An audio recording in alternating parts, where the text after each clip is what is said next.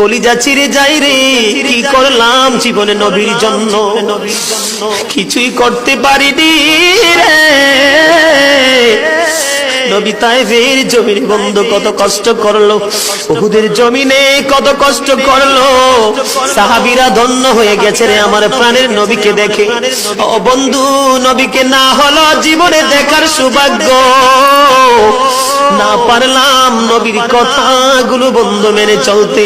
মালিক বিন সিনান একটা ডাক দিয়ে বলল, গো নবী, একটা ফোঁটা রক্ত আমি উহুদের জমিনে পড়তে দিব না, যতক্ষণ পর্যন্ত রক্ত বের হবে আমি আপনার রক্ত মুবারক ভক্ষণ করতে থাকবো। এই বলে বন্ধু রক্ত মুবারক চুষতে শুরু করলেন। রক্ত মুবারক চুষতে চুষতে শেষ রক্তের ফোঁটা যখন চুষা হলো রে, আমার নবী গোটা পৃথিবীকে একটা ডাক দিয়ে বলল, রে